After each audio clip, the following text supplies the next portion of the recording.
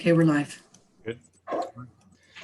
Good evening, everyone, and welcome to the special council meeting for Tuesday, July the 7th. In consideration of the current COVID-19 provincial and public health orders prohibiting public gatherings of more than 10 people, as well as the requirements for physical distancing between persons, in-person attendance at tonight's meeting will not be permitted. Members of the public can access a copy of the agenda from the Town of Shelburne website, which is shelburne.ca, or watch the council meeting live from the town's YouTube channel. Correspondence related to the agenda business may be submitted via email to the clerk at jwilloughby@shelburne.ca. So with that, I'll call the meeting to order and ask if there are any council members that are making a disclosure of pecuniary interest. Don't see any. So with that, we will move into the public information session. So we are joined tonight by Ken Key of the Ontario Provincial Police. He will be providing a presentation along with his colleagues Linda Davis and Nicole Randall, after which there will be an opportunity for members of council to ask questions. And then after that, we will have some questions from members of the public who have submitted those prior to tonight's meeting. So with that, Ken, I will turn it over to you and you can lead us through the presentation. Thank you, Your Worship, and members of council, thank you. And to people online, thank you for allowing me to join you this evening. And I'm just going to, bear with me, I'm going to share my screen to provide a presentation that, bear with me here. Can everybody see that? Yes, good, okay. So yeah, I just want, before we start off, I want to provide just a few slides just to go over a quick introduction regarding some of the major themes and obviously a lot of the major topics that are usually asked at these type of consultations. So provide a bit of an introduction and overview and cover a few aspects. And hopefully that'll help address some of the questions you might have. But of course, you know, if there's more questions that arise out of it, I'm more than happy to entertain them.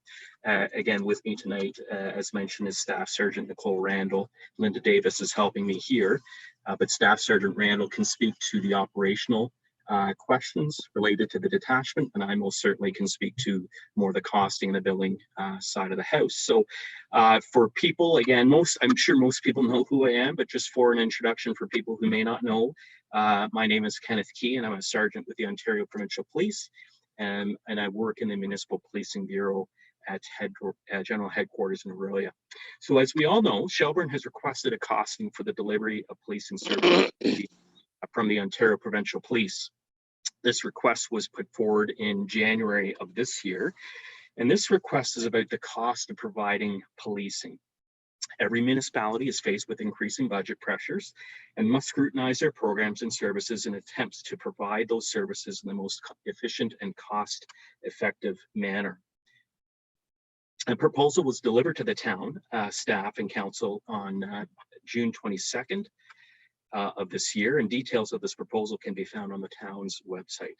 As I previously stated during the initial contract proposal presentation, we are not here to compare the Shelburne Police Service with the OPP, and we continue to have a great working relationship with the people of that police service. And regardless of the outcome of this costing, we wish to continue working together with the purpose of maintaining the safety and security for visitors and residents of this area. So a bit of a review. As a reminder, should the town of Shelburne accept the OPP's proposal, they will be billed per member, or as we prefer to say, per FTE for the first 3+ years under a transition contract. This agreement provides your town with a defined number of contractual hours of service. One uniform FTE is equal to 1,417 hours. This figure is termed as the availability factor, used to identify time spent in your municipality where an officer is providing proactive policing service or responding to calls for service. They're what we call the boots on the ground hours. After that, the method of billing will change from a per FTE method to the current method referred to as the billing model, or as a base plus calls for service method. The second method is how the majority of OPP police municipalities are billed. So again, why a transition contract at the beginning? The billing model requires a significant amount of workload data from municipalities. This data will be collected during the transition contract to identify the workload experienced by officers in Shelburne. In year 4, that data will be included as municipal workload in the billing model. The difference in costing methodologies is the reason for the anticipated change of cost after the transition contract. No longer would the town be billed for a certain number of staff, but for the proportionate share of a municipal workload that OPP conducts in all municipalities they police in the province. People wonder if the level of police officers will change in year 4. It is possible. The number of officers may decrease or it may increase depending on what is experienced during the 3+ year transition contract and the policing needs of the town. However, it is important to remember that the number of staff will not impact the cost to Shelburne under the billing model. Effective January 1st, 2015, the OPP implemented changes to the method used for billing OPP police municipalities. The previous methodology resulted in wide discrepancies in the cost amongst municipalities, and it was difficult to explain and defend. The changes were developed over 3 years at the request of several stakeholders, including the provincial auditor and the Association of Municipalities in Ontario, also known as AMO. AMO represents the interests of municipalities in Ontario, and the town of Shelburne would be a member of this association. Many consultations and engagement sessions were held during the development period. When the billing model was implemented in January of 2015, it was applicable only to the municipalities currently policed by the OPP. In 2020, the average per property cost of OPP policed municipalities is $358. The highest per property cost in the OPP this year is Sioux Lookout at $834 per property, and the lowest per property cost in the OPP is Coburn Island at $195 per property. Further details provided on our public website, opp.ca. If you type billing model in the search box on the homepage, this will take you directly to the web page where you can access a variety of detailed information, including municipal costs from 2015 to 2020 for all the municipalities that the OPP provides policing to. It is the intention of the OPP to take on the current uniformed members wishing to transition to the OPP. However, they are still subject to an application, which involves the necessary security and background checks. Section 43.1 sub C of the Police Services Act states a police officer must be, quote, physically and mentally able to perform the duties of the position, having regard to his or her own safety and the safety of members of the public, end quote. It goes on to, in section 43.1 sub D, to state that a police officer must be of good moral character and habits. A comprehensive background check is conducted to review the member's work performance to ensure that the person is in good standing. For example, no outstanding misconduct, Police Service Act, or criminal charges or patterns of adverse performance. The background checks will include an in-depth review of the member's moral character and habits to ensure that they are indicative of that of a police officer. These background checks provide the justification for the good character requirement, which flows from both legislation and case law. The Shelburne Police Service officers hired by the OPP will be working as members of the Dufferin OPP detachment. The operational plan at the detachment is to have 3 officers assigned to cover the Shelburne zone 24 hours a day, 7 days a week. These would be frontline officers, not including specialists such as crime unit or administrative members working in the detachment. So very often questions are raised in relation to response times of the OPP. Response times can be a valuable measure for municipal police services with a fixed jurisdiction, especially if you wanted to compare against another municipal police service. However, if we were to say that the response times for the OPP are X, what would that mean when our jurisdiction stretches from Hudson's Bay in the north to Lake Ontario to the south? Unlike most municipal services, our jurisdictions can be quite large and sparsely populated. In parts of Northern Ontario, it can take upwards of 45 minutes to travel to a call, solely because of the vast geography. This is not comparable to a municipal police service with set boundaries. Each OPP detachment area encompasses its own blend of rural and urban, municipal, or provincial workload. To track response times for each separate operational location would mean having to monitor and track response times for all detachment locations in the province. Yet comparisons between the detachments would not be apples to apples due to the differentiating geographical characteristics of each OPP detachment area. To give you a sense of why we do not track response times, let's look at Dufferin OPP detachment alone. The entire detachment area encompasses over 1,400 square kilometers. Statistics Canada indicates that the town of Shelburne comprises an area of only 6.56 square kilometers. From an operational planning perspective, Shelburne will be assigned 3 officers for the town, even though Shelburne is only a fraction of the size of the other zones. This is warranted for the town due to the workload and the population within the town's boundaries. The OPP is absolutely confident that we will be able to maintain the same response times that you currently receive due to the fact that the town would be its own separate zone and officers are assigned to that zone. Typically, zone officers are dispatched to calls within their zone. However, last year, the OPP implemented a program in our 5 communication centers called Closest to the Call. This applies to all uniformed members, including members not normally dispatched by the communication centers for calls for service. This consists of members assigned to traffic teams, forensic identification units, emergency response teams, and K9, as well as members traveling to and from assignments such as court and training. Our frontline cruisers have GPS systems installed to allow dispatchers to see where the cars are. Officers from outside the detachment jurisdiction may be within minutes of the call, where the officer from the jurisdiction may be further away. Should an officer from outside the detachment jurisdiction respond, they are responsible for triaging the situation, controlling the scene, gathering short-lived evidence, forming grounds for an arrest, and/or providing assistance to victims. The detachment of jurisdiction, upon their arrival, assumes the investigation. Here are the Dufferin OPP occurrence counts comparing 2018 to 2019, focusing on all of Dufferin County.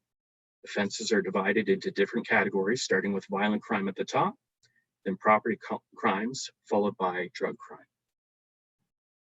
I won't read all that. There's obviously a lot of detail in there that you can review as well, and certainly if there's any questions, we can address them. Next slide. These are the Dufferin OPP clearance rates for 2018 and 2019, showing the difference between the 2 years for the violent crime, property crime, and drug crime categories. Again, this is all for all of Dufferin County. Note that data contained in this report is dynamic in nature, and numbers will change over time as the OPP continues to investigate and solve crimes. So contract enhancements are considered an additional cost component that Section 10 municipalities, meaning those under a Section 10 contract agreement for OPP municipal policing services, may choose to have for dedicated enhanced service. It is important to remember all these enhanced positions are performed regularly by uniformed officers.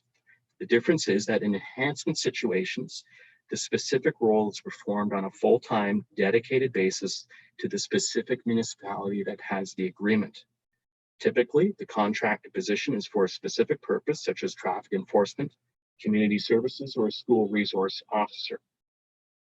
There have been questions regarding the need for enhancements in relation to criminal investigative services, such as a community street crime unit. There are municipalities that do have enhancements for specialized criminal investigation purposes. That being said, Dufferin Detachment has both a crime unit and community street crime unit that has the ability to provide specialized criminal investigative services to all municipalities within Dufferin County, which would include Shelburne. You can see there the costs listed on the slide are the 2020 estimates, including startup costs for constable and then for sergeant.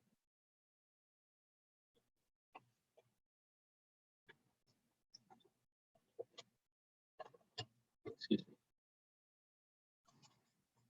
Sorry, I'll just go back. So what types of municipal policing activities can OPP officers do within municipalities? All the activities listed here are policing functions that OPP officers in local detachments can and do perform. These activities speak for themselves. Focus Patrol is one of the OPP's major efficiency projects underway to modernize the delivery of its policing services. The objective of Focus Patrol is to reduce crime, collisions, and victimization while maximizing resource deployment. However, municipalities do not necessarily require contract enhancements to perform these functions. Some municipalities may choose to have enhancements to perform these roles on a full-time basis, but just because a municipality does not have an enhancement means that they do not receive these type of policing services.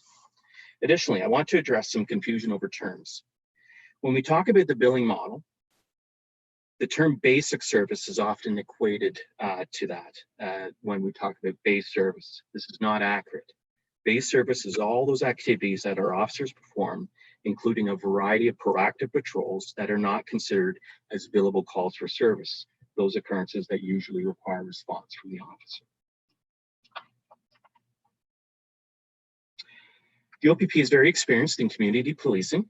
The OPP regularly conducts community satisfaction surveys for their performance at detachments across the province. So in 2018, 97.7% of respondents in Dufferin detachment area felt very safe or safe in their community. 92.2% of respondents were satisfied with the OPP's ability to work with communities to solve local problems.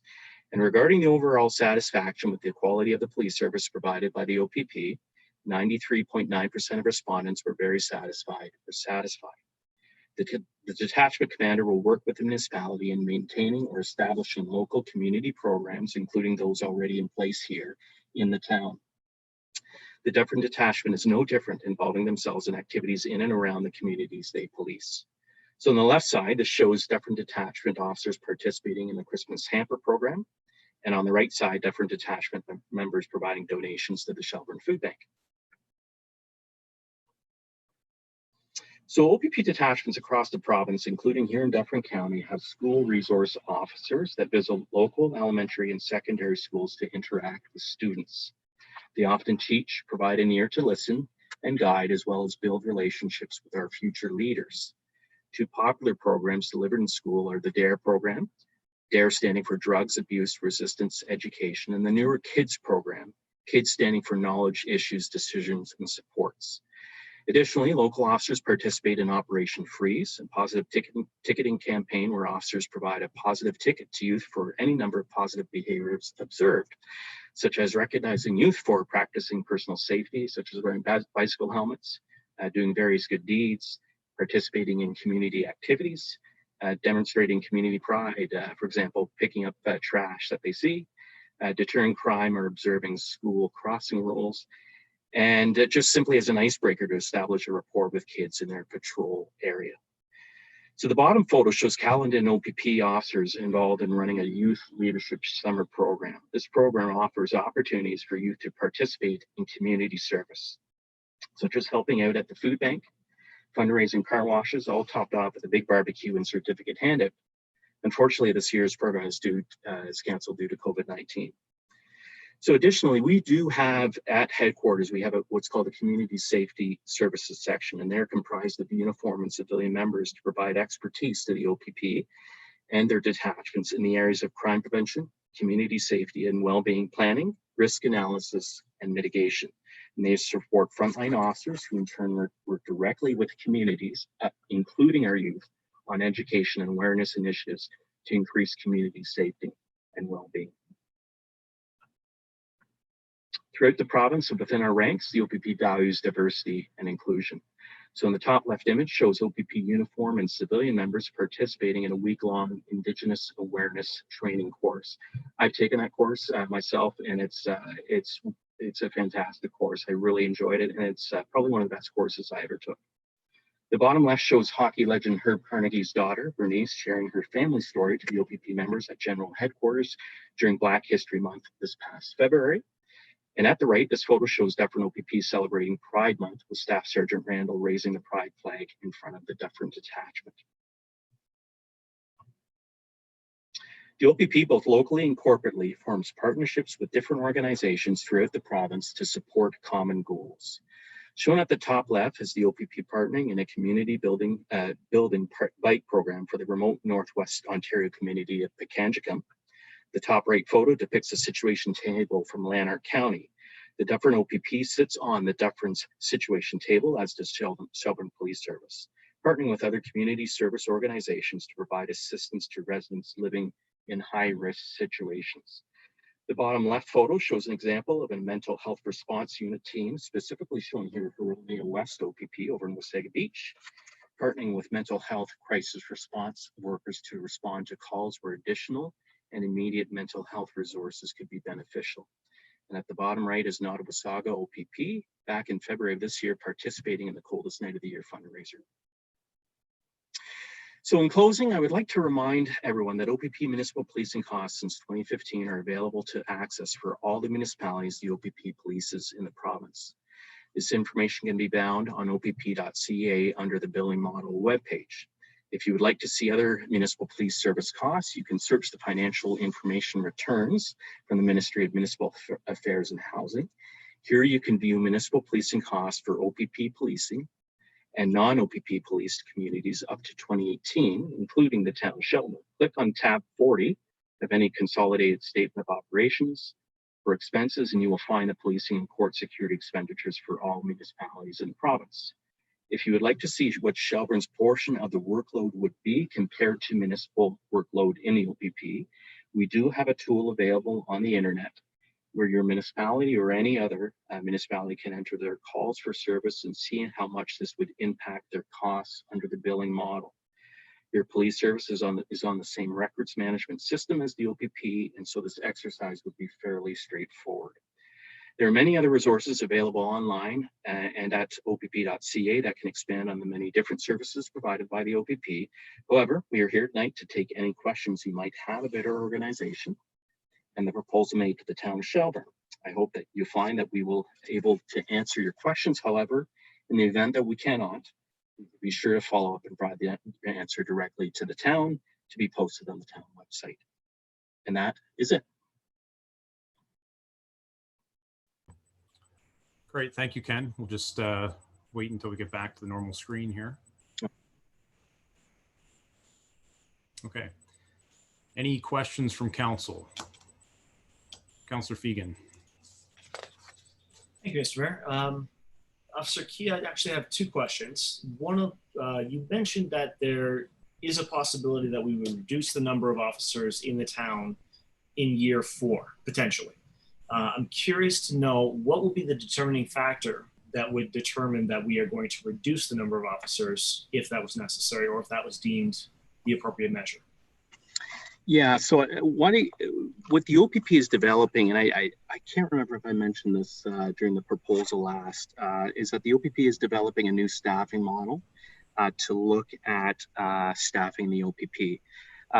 We used to utilize a deployment model based out of one of our bureaus here that was, it just required updating.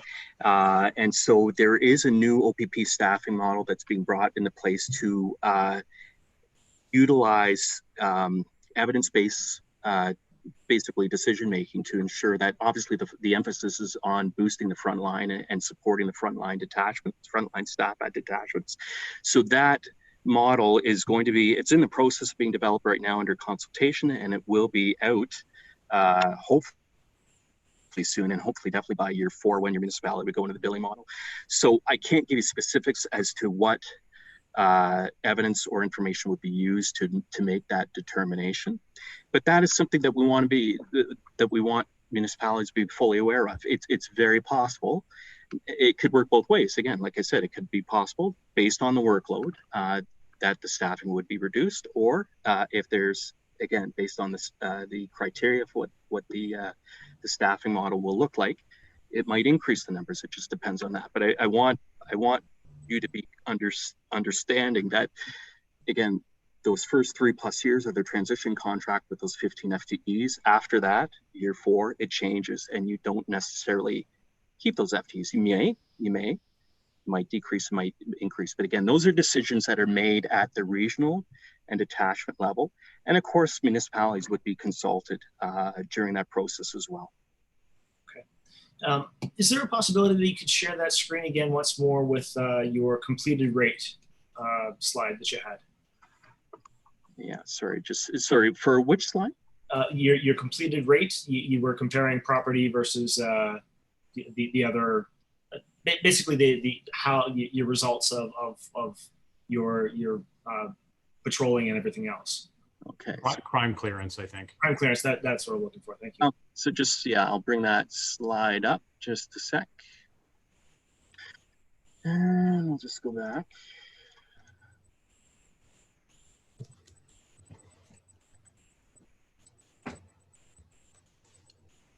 So occurrence counts and clearance rates. So clearance rates. So there's the occurrence counts. We don't see it right now. Oh, sorry. Do you see that now? Sorry. Still not yet, no. I did. Okay, just bear with me again. Sorry. Yep. There we go. Okay, so occurrence counts are there. And so you were looking at the clearance rates or the occurrence counts, Councillor Fegan? It was actually the clearance rates that I was looking at, yeah. Okay, so let me pluck it back just a sec. Sorry, just bear with me. Yeah, that's okay. There we go. There it is. Okay, so not to be bashing you at all, property crime clearance rates are not that impressive by comparison to violent crime, obviously, and drug crime. So my question to you is, do you guys have a plan on how to improve your property crime clearance rates? And what have you implemented to actually increase those numbers? So that's a perfect question for my colleague, Staff Sergeant Randall. Staff Sergeant Randall, if you want to chime in.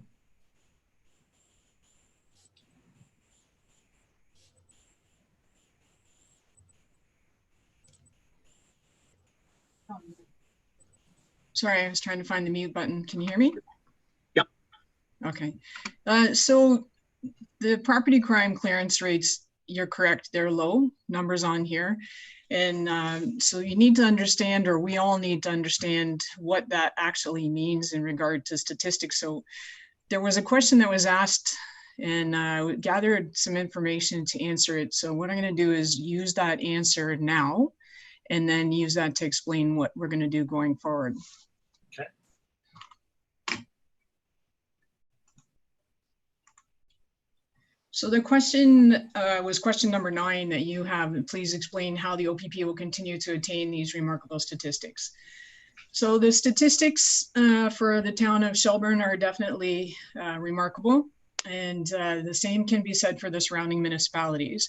So what you're seeing here on this slide, slide number 7, is pulled from a Police Services Board RMS report, and it's presented every quarter to the different municipalities. So when the statistics that are pulled in the statistics for the crime severity index were referenced in the question, I went to Statistics Canada, and I also spoke to our Municipal Policing Bureau in regard to how the stats are gathered and why they look like they look. So for the crime severity index, that's first part of the question. For the municipalities surrounding Shelburne, including Orangeville, for the year 2018, I can advise you that with the exception of one municipality, the crime severity index rates are lower in all the municipalities than Shelburne. So the crime severity index provides a different way of looking at crime in Canada, and it adds to our understanding of crime because it takes into account relative seriousness of individual offenses.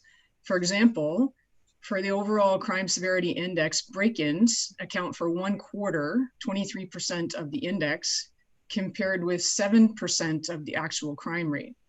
And on the other hand, mischief accounts for 5% of the crime severity index, but it accounts for 10% of the crime rate. So these stats come from Statistics Canada frequently asked questions document. So in regard to the clearance rates, the OPP follows the guidelines for criminal reporting and clearing of occurrences that are recommended by Statistics Canada. The guidelines include a number of not cleared options, including open, still under investigation, insufficient evidence to proceed, and the victim or complainant declines to proceed. A number of those clearance options have been added under the founded incident classification to represent incidents that have not been cleared and potentially cannot be determined whether criminal incidents had taken place, including third-party allegations. So it's unclear, in reference to Shelburne's clearance rates, it's unclear what guidelines the Shelburne Police have adopted when clearing the occurrences. However, when I reviewed the Shelburne Police annual report, the Shelburne Police utilized two categories: cleared by charge and cleared otherwise, to report on their clearance rates. So with the gathering and interpretation of all data, there's always differences, more so when there's no set guideline for every agency to follow. Therefore, speaking strictly to statistics, it's likely that the weighted clearance rates for crime in the town of Shelburne will be different once the reporting and clearance of occurrences is conducted, according to the guidelines the OPP uses. So what that means is that when we follow the guidelines of Statistics Canada, a number of our occurrences will never be cleared because we can't clear them. We have used the categories, for example, property crime includes, can you just go back to one slide? Yep. So you can see in the property crime, it includes arson, break and enter, theft over 5,000, theft under 5,000, have stolen goods, fraud, and mischief. So when we get somebody that reports a string of mischiefs or break and enters into cars, so perhaps you have 5 or 6 houses that are hit over time, but we're not able to make an arrest and we don't have any evidence, then they either stay open, under investigation, or insufficient evidence to proceed. So that means that even though the case is closed, we have no evidence, but we have no way of clearing it, so it stays uncleared. The same can be said for a break and enter. So when people call in for a break and enter, there's a difference between someone's residence being broken into, ransacked, and their personal belongings stolen, than to, say, a seasonal property that someone has kicked in the back door, walked around the property, not taken anything, and then left. So they're both classified as break and enter, but one of them, we may have evidence, we may be able to keep the investigation open. Hopefully we have forensic evidence, fingerprints and DNA perhaps in video, where the cottage, we may not even know it wasn't broken into, or we may not know it was broken into for months after the fact. So we're not able to collect any evidence and there's very little chance to clear it. Either way, they still count as a break and enter and they still count as not cleared. So that's why the property crime clearance rates are low. And the only way that it'll change is if we're able to change the clearance. For example, if we have break and enters, we had in 2017 a string of break and enters in the south side of the county, and we were able to make an arrest subsequently a year and a half later and clear some of those occurrences. But then the clearance rates aren't reflected in the current year. The clearance rates, and that would depend if the officers actually went back into those occurrences and cleared them instead of being still under investigation, cleared them as cleared by charge, or in the instance, it could be cleared otherwise, which means that they would allocate one break and enter that meets the same MO as the other break and enters that were solved, but there's not enough evidence to conclusively say it was the same person that was arrested. So that would be one way to clear it. So how to change the clearance rates going forward, have the officers go back to the occurrences when they're cleared and make sure that they clear them as someone's charged. But otherwise, I can't change a clearance on a break and enter that's not solved. And I can't change a clearance on a mischief that's not solved. So that's why we look for the weighted clearance from Statistics Canada, because it actually weighs the offense differently. So as I said, mischiefs count as a less severe crime than break and enters do. So when we look at the weighted clearance of the non-violent crime, the clearance rate is better. It's still not what we would like to see. So, and then for example, Shelburne Police right now has a very good non-weighted clearance rate for those property type crimes. And, but is it reflective of their adopting the policy to clear otherwise, or is it reflective of something else? I don't know that because I don't know what policy that they've adopted. So I hope that answers your question somewhat. Somewhat. I think my question more, I mean, I was looking directly at the numbers and just playing the numbers specifically, and looking strictly at the numbers, it kind of leads or could potentially lead even the public to question, okay, does that mean that we have to worry about our properties being as protected as we are now? And like I said, I'm not looking to bash the OPP by any means. I'm just looking at the numbers and what people could potentially be perceiving. So I'm looking for you to give us an answer on how do you project to protect the properties as well as we are receiving right now. So, well, to protect the properties, it becomes a matter of more of education and increasing visibility and being more proactive in regard to break and enters and public safety. For example, we recently reached out to the local media to provide information in regard to the end of the COVID lockdown for some people going back to work. So we know as police officers that investigate these offenses that the high majority of break and enters to residences occur during business hours when no one's home. So what we did just this past week was reached out to the media to provide local residents with information and tools that they can use to protect themselves. So locking up their home or taking the, there's a test that you can do on the home security audit. And that link is actually in the banner if you have a chance to look at it. And then you can test the security of your residence and you can help us to protect you. Similarly, we increase our visibility in areas where we know that there's a high likelihood of break and enters through the daytime. And as far as the clearance rates aren't reflective of the activities that we undertake to protect the properties. That's where we work with education and enforcement in the community and helping people to protect themselves. Councillor Fegan, I'll try to get some information from Police Chief Moore as well for the next meeting as to how clearance rates are calculated with respect to SPS numbers. I know that that's an issue that's come up at the Police Service Board. And the chief has mentioned different times that property crime clearance rates tend to, always be lower than other crime areas just because of the nature of the crimes. It's, there are fewer witnesses typically, that sort of thing. But I'll ask Chief Moore, what methodology SPS is using right now to calculate those rates so that we can determine whether or not it's a straight up comparison when we look at OPP numbers. Thank you. Any other questions, Councillor Fegan? No, I'm good. Thank you. Okay. Just wait till we're back to the normal screen.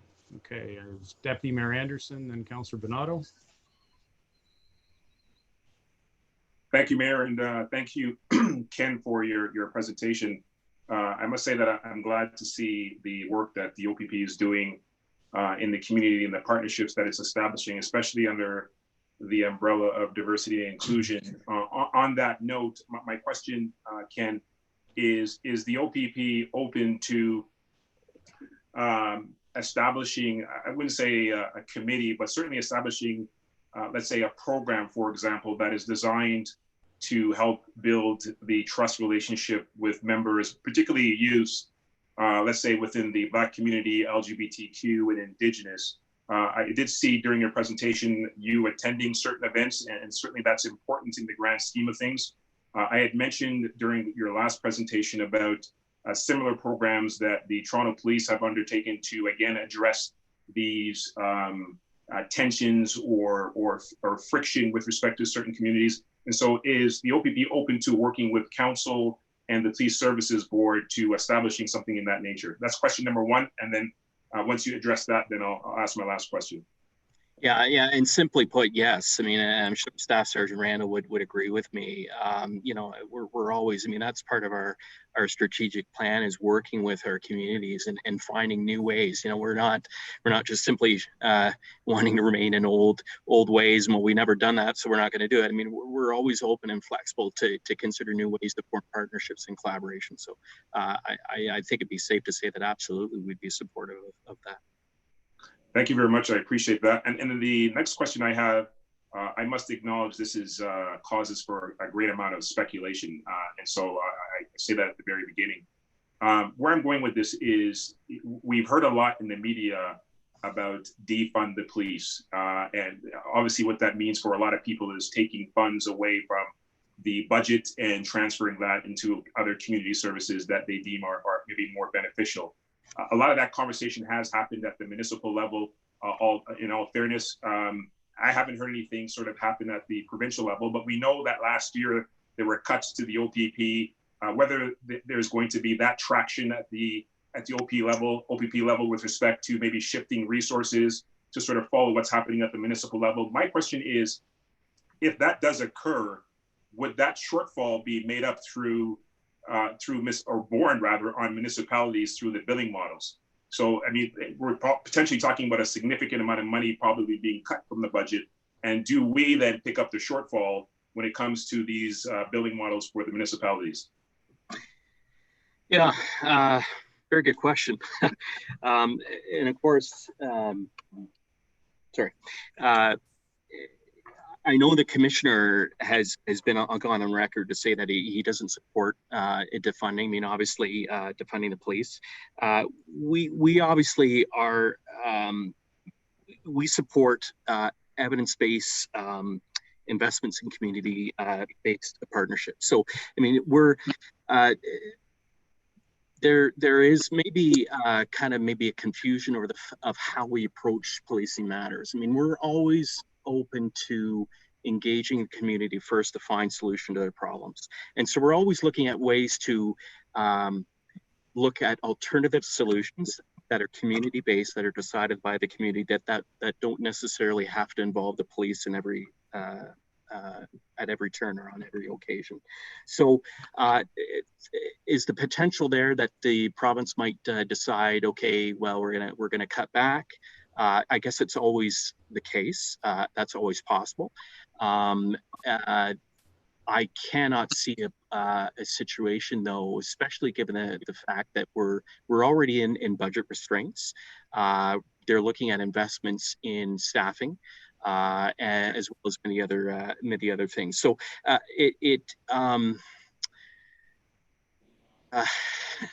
a very good question.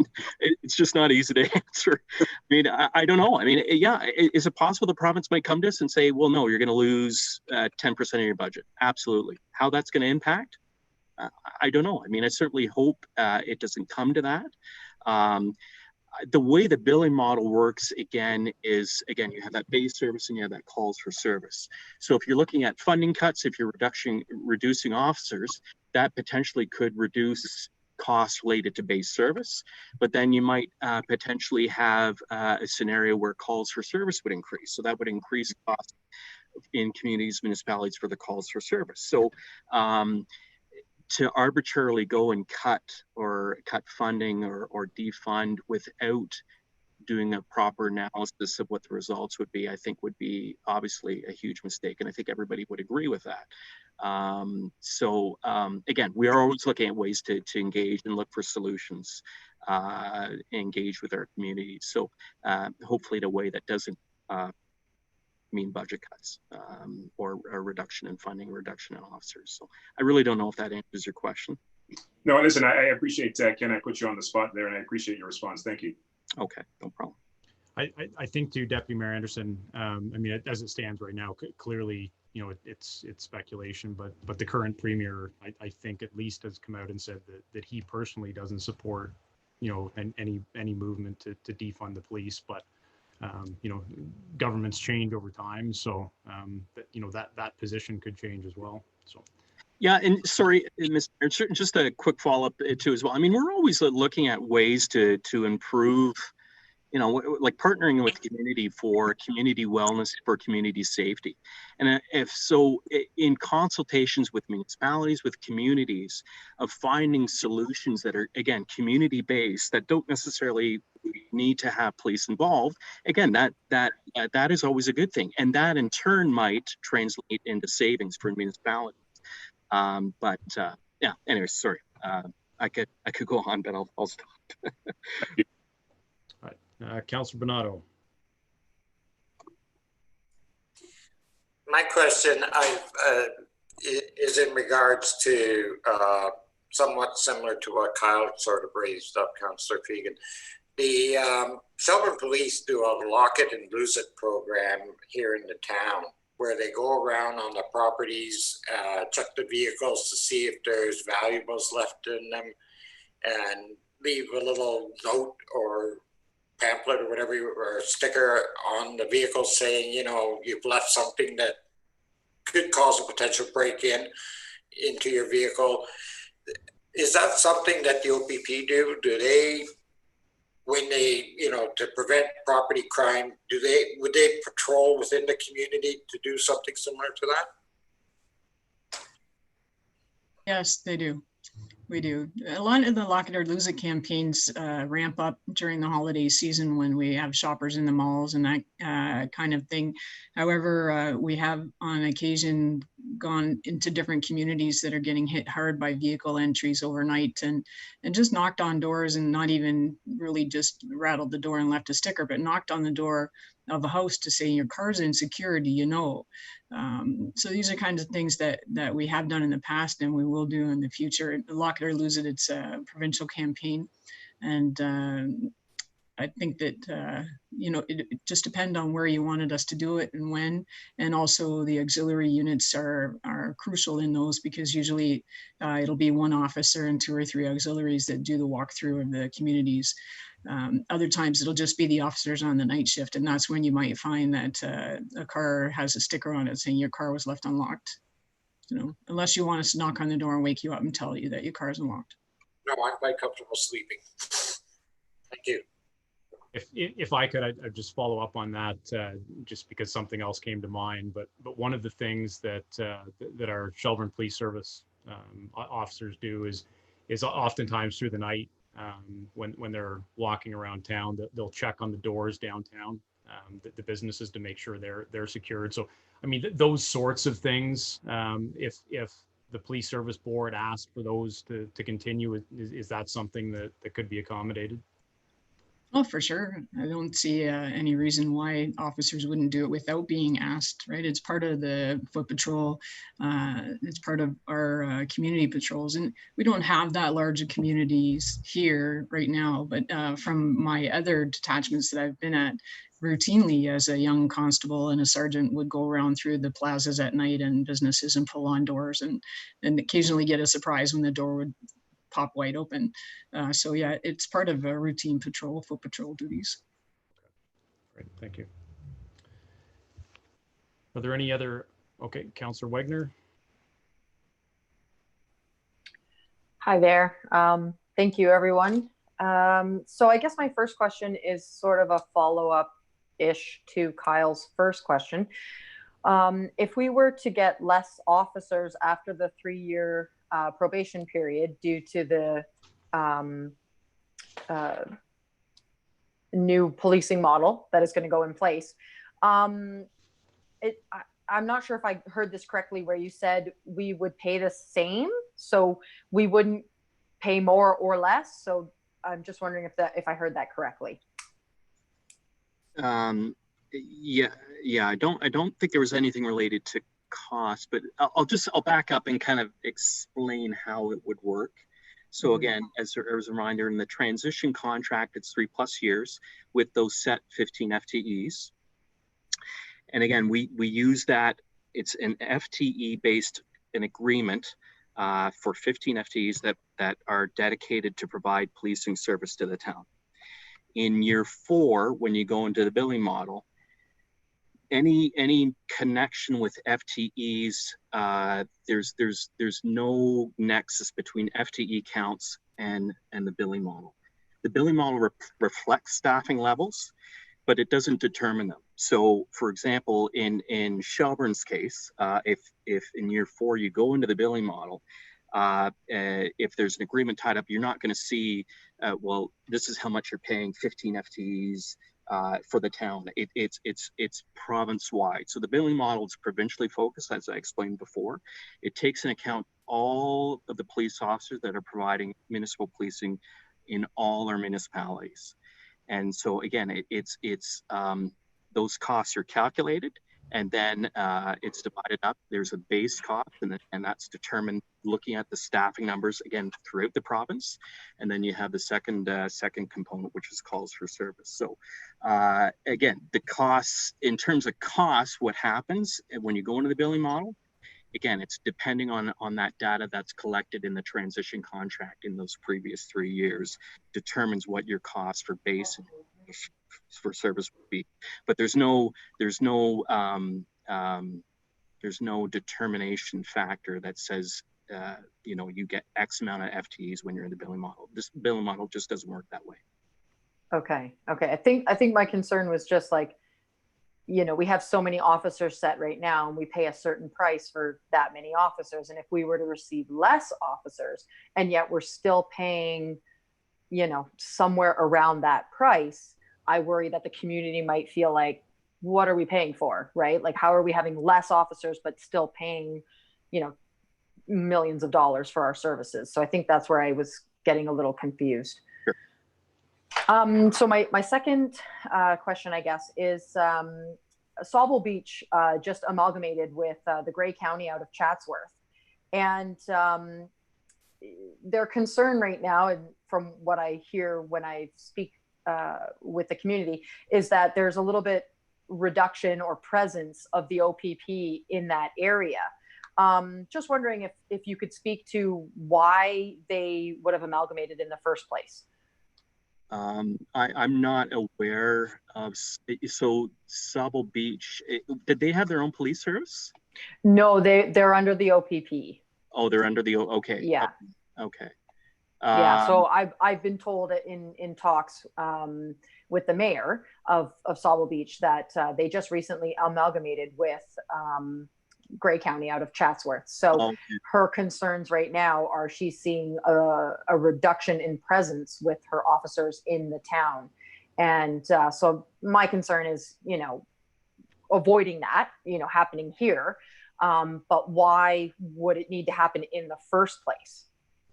Yeah, and again, I can't speak to the details. I'm not aware. I mean, I assume it was probably a situation where they amalgamated some detachments, but I don't have numbers to tell you what officers they had before compared to what they have now. But again, keep in mind in going forward, and again, it's always a little tricky to understand. I completely understand, but the OPP operates on a integrated service delivery model. Mm-hmm. So it's not, there's a bit of confusion again. And I don't know if Sauble Beach, if the mayor had a confusion over, well, we pay for 8 FTEs and now I don't see any or whatever. Well, the billing model just simply doesn't work like that. No particular town has a set number of FTEs that they're paying for.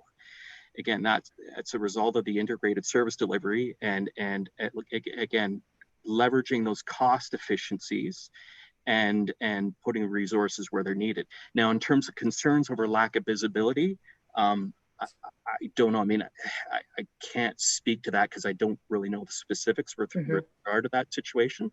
Again, that's probably a conversation that hopefully the mayor is going to be having with the local detachment commander to determine what's happening. Is there a reduction in staff, or what are the reasons, or maybe is there just simply a perception out there when reality is different? I simply don't know. Yeah, and I completely understand that you wouldn't necessarily know their logistics of it. I guess what I mean is there a specific reason why one specific detachment would have to amalgamate with another one? Is it just reduction in size or funding, or I'm not quite sure why they would have to amalgamate when they were their own separate entities for a while? Yeah, and again, I'm not familiar with that area. That wouldn't be my portfolio. Actually, is more east. I'm not involved in the west region. I mean, there are currently underway, and for example, I know there recently has there been in the news Huron County. They used to have detachments in Wingham, Exeter, and Goderich. They centralized, and now they have a detachment location in Clinton, which is basically almost, well, pretty well dead center of Huron County. So again, it could be a situation where Sauble Beach had a satellite office that has been closed. They've moved over to the host detachment.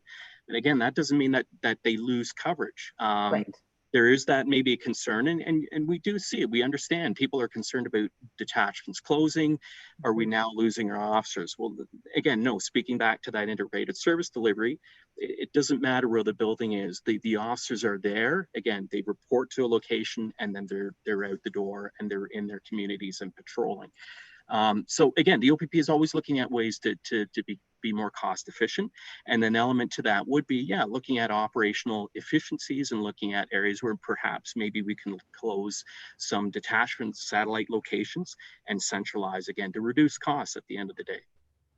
Okay, thank you very much. Okay. Any other questions from council? Councillor Hall. So again, just want to start off by saying thank you for tonight's presentation. Just one question, and it's really going back to the previous presentation that you provided to us last year. So I know that it's about a year ago. However, I do note there's the price increase from that presentation to the one that we just recently received. And I'm wondering if you can give a brief explanation of what that cost difference is. I know some of it might be related to cost of living, but I just don't know if that makes all of it. Yeah, simply put, it's an increase in salaries as well as inflationary increases in the associated costs. So ODOEs, other direct operating expenses. Again, you have those all those ancillaries that are included. Again, there would be an inflationary increase in that, but a lot of it is salary increases. Again, I think we had our contract signed at the beginning of 2019 for 4 years. And so the costs now are reflective of that salary rate increase that was, I think was through an arbitration award that is reflective of the increase in the salary rate for 2020. So basically it's the increase in salary rates for the officers. Again, listed in that transition contract in the proposal, you'll see that those 15 FTEs and the breakdown of those, the constables, sergeants, and all the ranks, the inspector, staff sergeant. Again, you're going to have those are salaries for those officers. Those salary rates would be going up based on those increases in salary rates. So, as well as inflationary increases. So, okay, all right. And Councillor Buffett, I saw your hand. You're muted there, Councillor Buffett.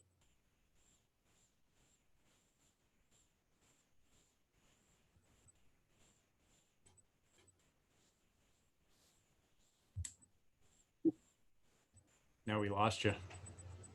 There we go.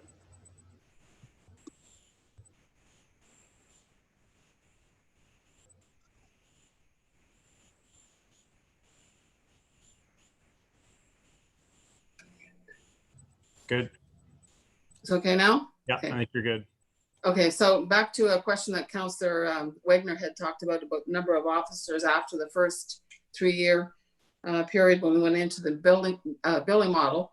My question would be, because we won't know exactly how many officers we may have patrolling the streets, we will have a lot of increased development of subdivisions that we don't have right now. So how would that be addressed when you're trying to go through all those subdivisions and properties? Yeah, absolutely. So again, with this new billing or this new staffing model that's being developed, again, I can't give you specifics. I'm not involved in the development of that project. But again, I'm sure those would be some of the factors and elements that they would consider to address the staffing needs. For example, increase in population or housing or whatever. Again, those would be addressed. So keep in mind, I mean, population wouldn't be the sole driver to increase staffing, but it could. I mean, again, I just don't. I mean, I'm sure you can understand. I can't make any guarantees to say this is how many you'll have X amount of officers in year 4. I simply can't say that. Now, I think common sense would obviously lead us to believe that our, based on, again, our consultations with our command, with our regional staff, with our detachments, and again, with communities, there's will be a method, and there will be a method based on this new staffing model that will come out to determine the appropriate amount of officers for each community. So again, unfortunately, it doesn't probably answer your question directly, but I just want people to be aware that those are the possibilities. Again, whether they happen or not, it could be an increase in staffing, absolutely, but people need to be obviously aware of that fact. Okay, well, I'm not sure that you totally totally answered my question, but no, that's fine. Okay, and anything else, Councillor Buffett? No, that was it.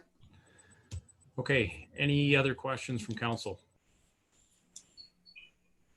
No, okay. So if not, then I'll look for a mover and seconder to move the resolution that we received the presentation from the Ontario Provincial Police for information. Moved by Councillor Bernardo, seconded by Councillor Fegan. Any discussion on that motion? All in favor? Any opposed? Okay, that motion is carried. Thank you very much. All right, so we will now move into the public question period. And I'll just ask the clerk before we get into the actual questions, if she could just give us a brief rundown as to how the questions that we have were collected, first of all, and then how we'll actually work our way through these questions tonight in the context of a virtual meeting. Yes, thank you, Mr. Mayor, and through you. So notice was provided on our website, our social media pages, and through the Shelburne Free Press. Pre-registration was required with questions, pre-registered questions as well. Once I have listed the questions, they were included in the council agenda. So what I will do is I will read each question into the public record. The members of the OPP in attendance will have an opportunity to answer those questions. And should any of the registered members have an additional question, just type your name into the chat room. The mayor will recognize you. We will unmute your video and your microphone, and you will have 2 minutes to ask your additional question. All right. Okay, so you're going to read the questions out in order that they were received? Yes. All right. So our first question tonight is from Al Whitber, 418 Pineview Gardens. The town of Leamington recently canceled a 3-year contract with the OPP. That contract was for $5.4 million. This was after only 6 months. Their mayor said service was not what was expected. She felt the town was getting rural service. They were paying for urban service. Can you tell us what type of service we will be getting? Because many town folks don't believe your figures. 3 OPP members from Primrose Detachment say don't sign, as we won't get the service we need. Okay, and so can I answer? Sure. Okay, through the mayor, thank you. Okay, so the transition contract, again, explained various times, but we'll do just a quick review, is based on FTEs. The transition contract is based on those FTEs numbers 15.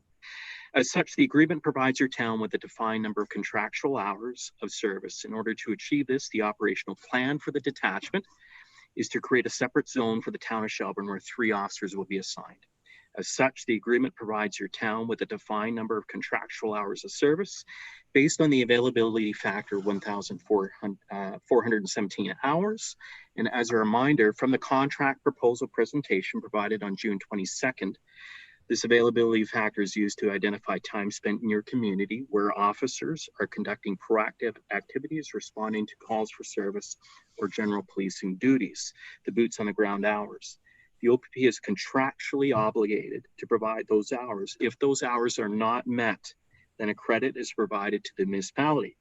The goal, of course, the goal and the intention is to provide those hours of service. Keep in mind that if the town needs extra officers over and above what is stipulated in the contract, the municipality is not charged for those extra hours. So again, I'll just dig a little further here. I cannot guarantee at all times 3 officers will be located within the zone of Shelburne without exception. If operational needs dictate, a Shelburne zone officer could be called to handle an emergent call outside of the Shelburne zone if required based on the integrated service delivery model that we have explained. This makes sense from an operational efficiency and ultimately a public safety perspective. Let's take the example of a drug overdose occurrence. Let's consider a scenario where there is an emergency call to attend a residence on Highway 10 just north of the town boundary within the township of Melancton. Perhaps the zone officers from Melancton are dealing with a call on County Road 124 in the north part of the township. 3 officers are working within the zone of Shelburne. An officer, maybe even 2 from the Shelburne zone, could be dispatched to attend the occurrence, and this makes operational sense from a public safety perspective. The Melancton zone officers will still attend. Once the Melancton zone officer arrives, they would take over and the Shelburne officers could return back to the Shelburne zone. If an emergent call occurs within Shelburne, when these officers are at the drug overdose call, then another zone officer would attend and cover the area and address Shelburne calls for service until the initial matter is resolved. This is the essence of the integrated service delivery model. It's designed to be flexible and efficient, and it works both ways.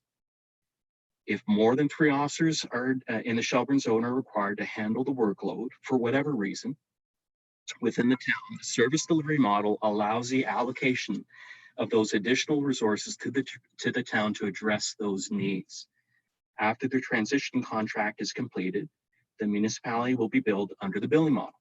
Some people again think that any change in the cost when transitioning into the billing model is a direct result of a staffing adjustment. This is not the case. The billing model does not have a direct connection to determining staffing levels at detachment.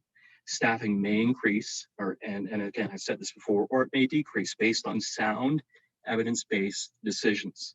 As I mentioned previously, the OPP is developing a new staffing model that is frontline focused and evidence-based to ensure that the appropriate staffing levels are established within our detachments.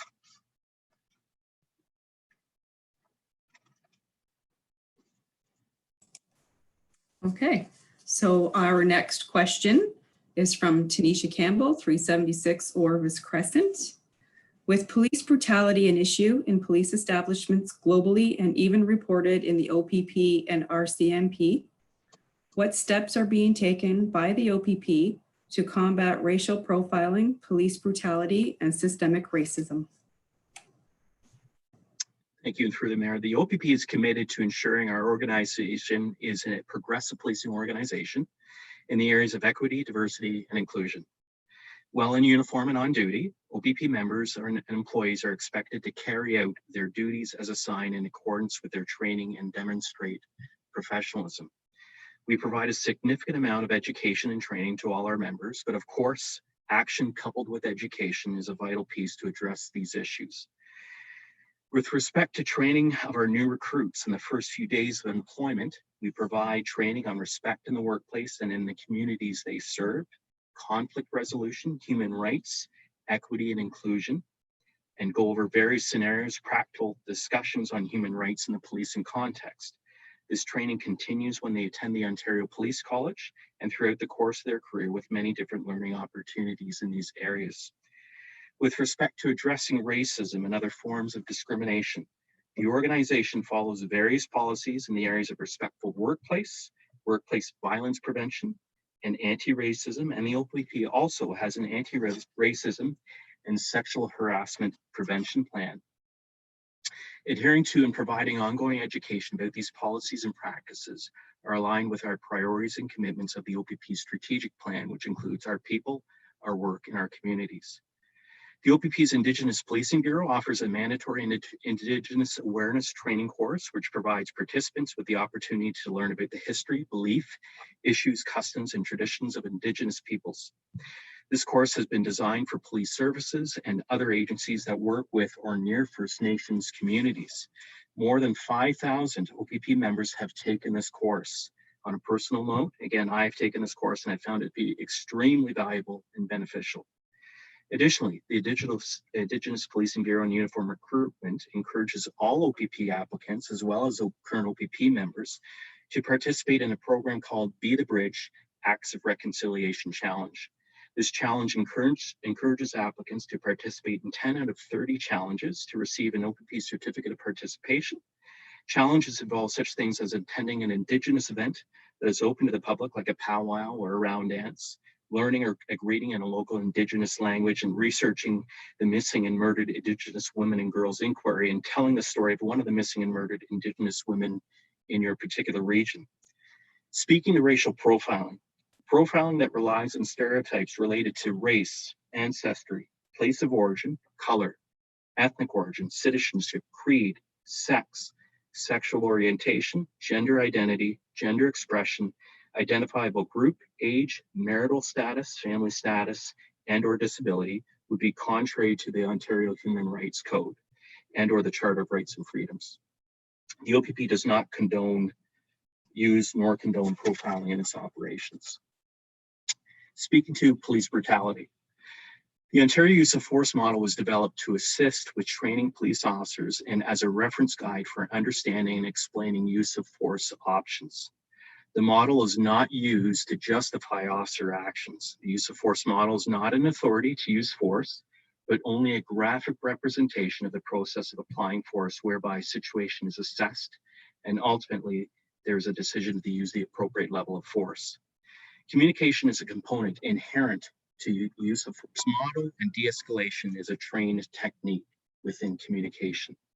On the topic of de-escalation, all new recruits and senior officers receive training on de-escalation tactics using principles with the goal of de-escalating a situation while taking into consideration the safety of both the public and the officer.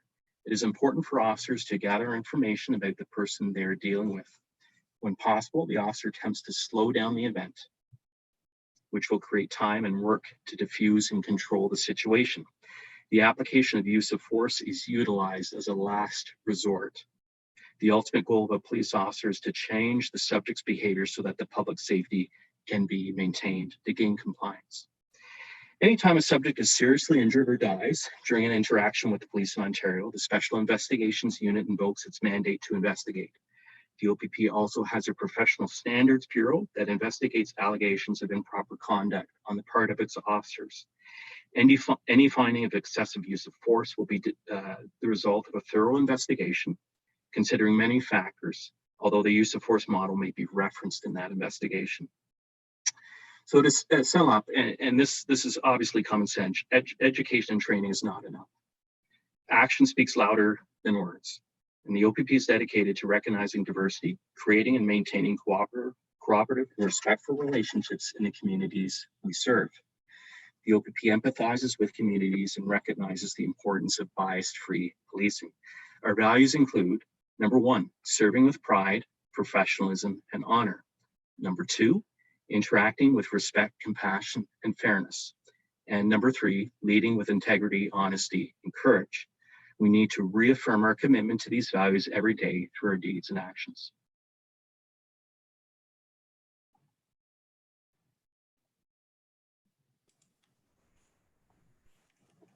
Okay, just wait a minute to make sure Ms. Campbell doesn't have another question.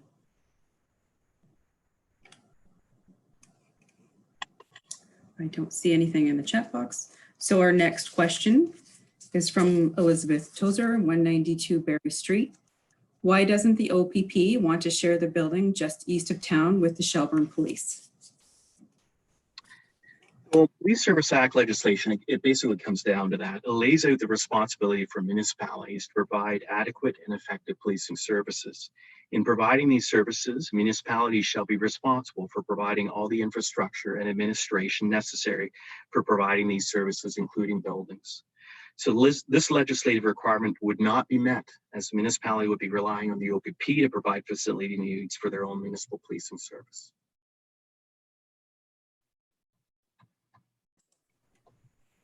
Okay, so I do see Ms. Campbell does have another question.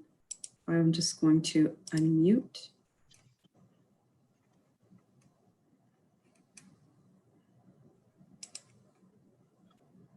Mute. Hello, can you hear me? Yes, hello. Thank you so much for answering my question. Really appreciate that. And I appreciate the fact that there's a lot of training taking place. But the reality shows that, yes, training and book knowledge, it is so different than on-job experience. I'm from Peel region, and I'm sure everyone have heard, or probably most of us have heard, Peel is the worst, okay? And then you hear OPP is the worst. Again, people's perception. I've been in Shelburne for 3 years, and I'm telling you, the level of service and quality of service and equity service that I receive from the Shelburne Police, what then can the OPP offer us, me as a visible minority and a mother of 2 Black boys? Because statistics have shown that we are usually more likely to be racially profiled. So yes, training is good, but what happens if on-site training doesn't match with on-site or work experience, I guess? Yeah, so sorry, your question is, sorry, say it again for me, my apologies. Sorry, yes, my question is that, yes, the training is being offered by the OPP, great. But what happened when the officers are out in public doing their work, and then those training goes out the window?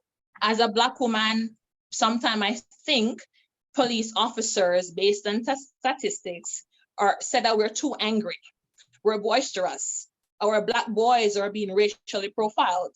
So what then can you assure me as a mother of Black boys that, listen, when they get pulled over, I can see them, they're gonna come home. Yeah. And they're not.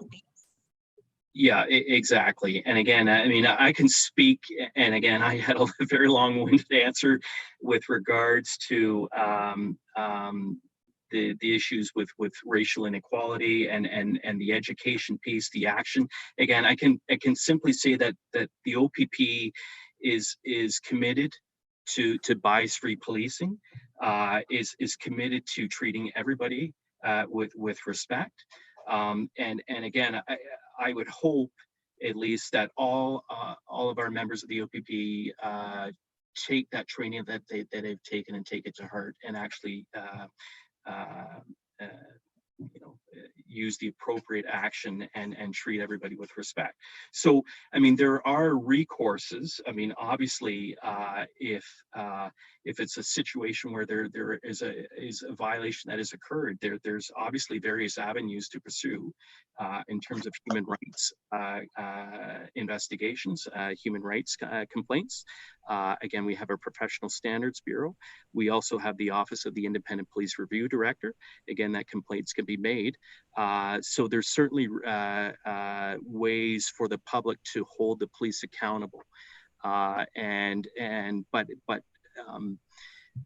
again, it probably doesn't answer your question too well, but it's simply a matter of staying true to the values of our organization, and again, recognizing the issues that are currently we're currently being faced in society, and for all of us as officers to be sensitive to the fact and to make those inroads to those communities that might feel or at least are disadvantaged.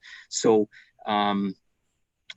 again, I can say too that for officers that do, if the transition does occur, those local Shelburne officers would be welcome to apply to the OPP. And if they do, in fact, do apply and transition the OPP, again, you're going to have that local officer there that you might be familiar with in the Shelburne Police Service that, again, could assist those officers that maybe are newer to the community, that it could assist them and to make inroads in terms of making those community connections. At the end of the day, a lot of it is obviously built on trust. And I agree, trust takes time. But it's definitely a work in progress, and we're not perfect, but as I say, we have more work to do, and I hope all of us as officers would have that mindset.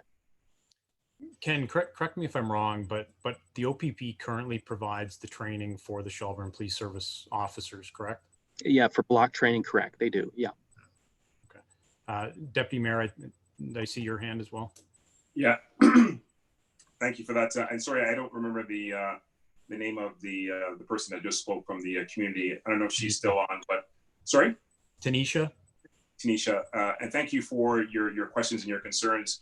I just want to sort of add to what Ken has said as to what council's responsibility and maybe even that of the Police Services Board.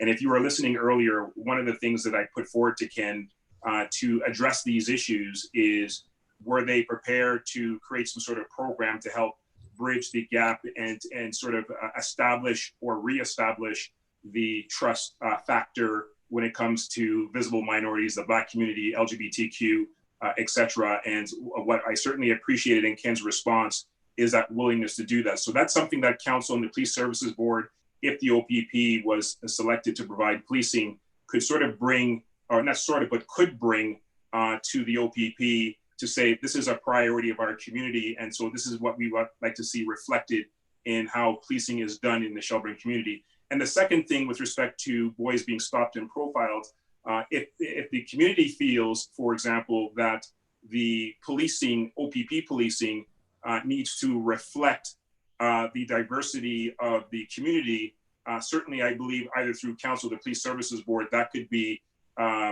communicated to Ken or to the sergeant of the detachment to say, again, this is a priority of our community. This would go a long way in establishing the trust if we start to see officers that reflect what the people look like in the community. So those are opportunities to address and to hopefully fill the gaps between what we see through training and sometimes the shortfalls of those training. These are just possible opportunities to maybe assist along with the training that is provided. Okay. Thank you. Next question. Okay, so next question is from Mark McCarthy, 110 Centennial Road. The town of Shelburne is set to grow over the next 1 to 4 years by approximately 1,500 to 2,000 residents. In that same time, we are also going to have substantial commercial and industrial growth. Could the OPP explain how this growth will impact on the future costs of policing by the OPP? And with the population growth, do you have a per capita price, or will the same amount of policing quoted be used for the increased population? So the question of, sorry, I'm off mute. Okay, good. The question of future policing costs is understandably an important one. Unfortunately, we cannot provide you with a definite cost, given that there are many variables beyond our control that impact those costs. Some of these variables include new legislation, negotiated and arbitrated contract awards, operationally necessary overtime, or the annual number of calls for service, to name a few. We are constantly and continually assessing operations, analyzing crime trends, and leveraging technology to become more efficient and cost-effective while maintaining the safety of our members and the communities we serve. Since implementing the OPP billing model on January 1st, 2015, the overall average cost per property for OPP police municipalities has remained relatively stable. So in 2015, it was $354, and in 2020, it was $358. You could also get a rough idea by looking at the costs for your municipality that are similar in size to your municipality. However, it is important to remember that population, again, is not the sole driver of policing costs. All OPP police municipalities and their policing costs are available for anyone to access on our public website at opp.ca. Since the implementation of the current billing model in 2015 through 2020 at the provincial level, policing costs have increased at an annualized rate of 1.1%. There is no per capita price utilized in either the transition contract or the billing model. The transition contract, again, as I explained, is based on a set number of contractual hours by full-time equivalents. So yes, the same amount of contractual hours provided by the set number of FTEs for those 3+ years in that transition contract. So, however, due to the flexible nature of the OPP's integrated service delivery, if under the transition contract, more hours are required to address identified needs at any point, the municipality will not be charged more unless it involves overtime. Once the municipality enters into the billing model, after the transition contract, the method of cost recovery is entirely different. If a municipality requires more officers to patrol their community, this does not automatically mean an increase in cost, due mainly to the fact that the billing model, again, is not directly linked to staffing levels at any detachment.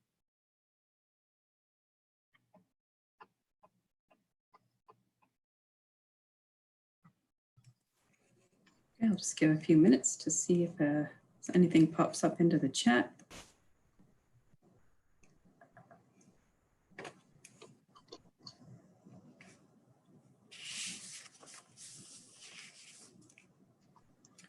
So our next question is Mr. Len Bouchardy, 141 Main Street West. He has two questions actually. So the first one is, what are the costs for the OPP after the 3 transition?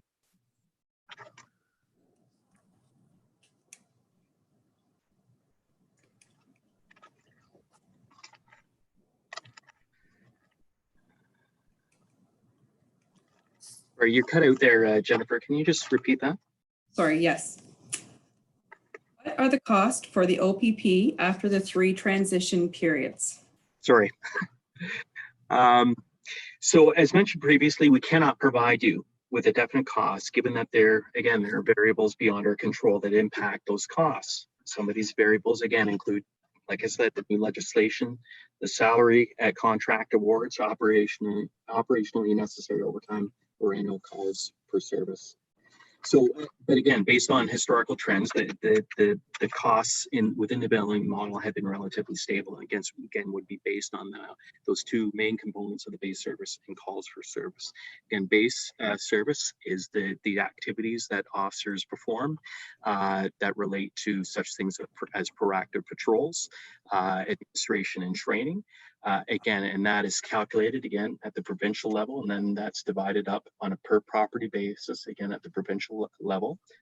And then the second component again is the calls for service cost, again, which is based on again at the provincial level. The calls for service hours are calculated, and then the municipality is charged a proportionate share of their calls for service based on those hours. And again, that is assessed under the calls for service costs. So again, I can't give you a definite figure for what will happen in year 4 when the billing model it comes into play.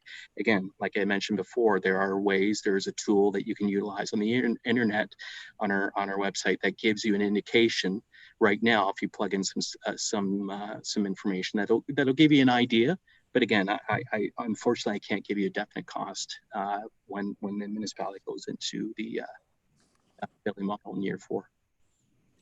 You had mentioned in one of the previous questions, Ken, and I just wanted to confirm the number. I think you said that the average per property cost under the billing model for 2020 was $358.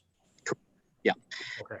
And keep in mind that's the average based on the base and calls for service costs. Again, the base cost for per property cost for the base alone, I believe for 2020 is right now $189. But again, that average incorporates both the calls for service costs and that base together to give you that provincial average. Okay. I think staff is working on some projections for the next meeting based on current Shelburne Police Service numbers and using your arithmetic to make it work. So and Denise wants to speak to that. Sorry, I can just confirm through the mayor, yes. Similar to the assessment that was completed in 2019 and presented to council in June. While the OPP can't provide us with definite contract costs after the transition contract, we certainly have the tools and the cost issue or costing information to make some, we believe, solid assumptions. And we'll be providing you again as council on Monday the 13th with the 10-year projection, and what those costs are based on are derived from the billing model and escalating the current service model that they have. So the base cost for homes, which is like about 189, and what the calls for service costs would be based on our current calls for service, and escalating that to give you an idea of what a comparative cost would be between the current Shelburne Police Services costs in 2020 with the OPP and carrying that forward. Yes, they are estimates, but we are relying on data for 5-year averages that replicate what the OPP has just said, that there has not been huge spikes in the average cost per household over the last 5 years. And the majority of those increases, based on our assessment as they were last year, are driven by their collective agreement, which tends to have a COLA increase or less. And it's a 2-time a year potentially in some collective agreement years. And the other COLA related internal increases, which to Councillor Hall's question, are replicated in the change between the 2019 proposal costs and the 2020 proposal costs. So you'll have, hopefully as council, a fairly solid overview of what we have put together for you to review on the 13th. And we expect that that agenda will be published either late on Thursday or early Friday morning.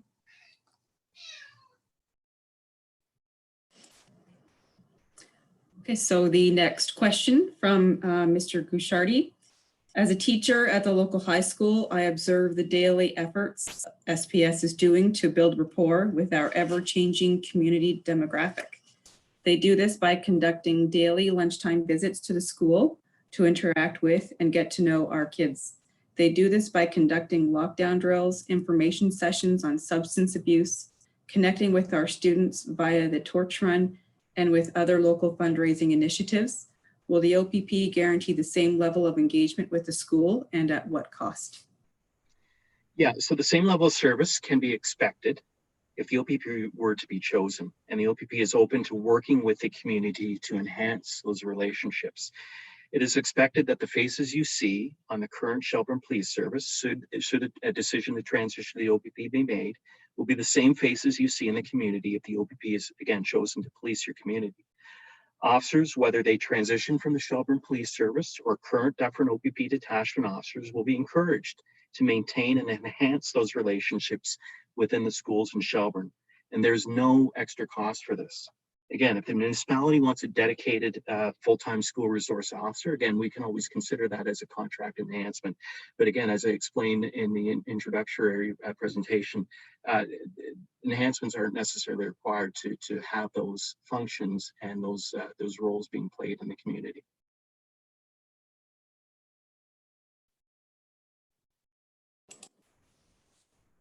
Okay.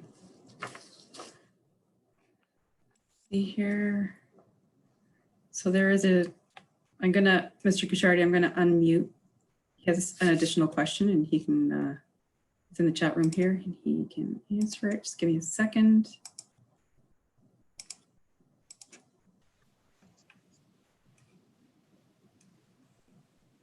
Okay, thanks, Ken. So the question is, the follow-up would be, are daily school visits considered an enhancement? Because no. They're not. So you will guarantee an officer to visit this high school daily at lunchtime? Well, you got to understand, sir, I can't make that guarantee, okay? Right now, I can't tell you that every single day an officer will be there. Of course, I mean, from an operational perspective, I can't give you that guarantee. Of course, the intention would be there, and I'm sure you would have situations right now with your Shelburne Police Service where if you ask them the same question, could they guarantee? They might say yes, but obviously operational demands would have to be considered. But again, there's not a requirement to have an enhancement to have that. But again, we have to we have to keep in mind those operational considerations. Again, these are, again, officers that do transition. They'll be familiar with this issue, and of course the detachment commander would be encouraging those officers to enhance those relationships, continue those, and actually make them better. Okay. Just to give you an example, I know last year Shelburne Police Service missed 4 days of visiting out of the 190 days of school. Yeah, and it happens. I mean, obviously, operational things considered for sure. Yeah. So if we did want something, if we did want a commitment from the OPP to have an officer there daily, would that be considered an enhancement? And no, sorry, go ahead. Didn't mean to interrupt. Sorry. No, that's no problem, Ken. So if we said we definitely want a member of the OPP visiting the school, interacting with the kids on a daily basis, is that considered an enhancement? No. It's not. Okay. All right. Okay, thank you. Okay. Thanks. I just happened to notice that Staff Sergeant Randall had her hand up. So before we move on, I'm not sure if you still have something to say. I just wanted to point out that I've been in contact with the Upper Grand District School Board, and are you aware that they have struck a task force to study the presence of police in the schools in the Upper Grand District Board? And so the task force the search is currently underway for members of the task force, and they're going to do their research and report back in December. So before their report comes back and their recommendations come back, the intention is to keep the school resource officers in the school. And hopefully that'll be back before any transition would happen should the town determine to go with the OPP. But it's something that we have to understand that it may change what the school resource officer program looks like. And it'll force us to find other ways to communicate and interact with youth. We may have to move our interactions outside of schools after school hours, on weekends, and that kind of thing. But I just want to remind everybody that that is something that's being considered by the Upper Grand District School Board.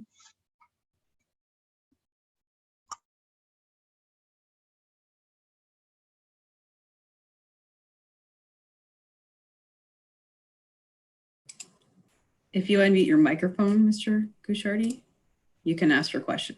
Yeah, thanks, Nicole. I am aware of that task force, and I know that there are things in flux, especially in lieu of the recent issues with regard to police and public interactions. Thank you. Thank you.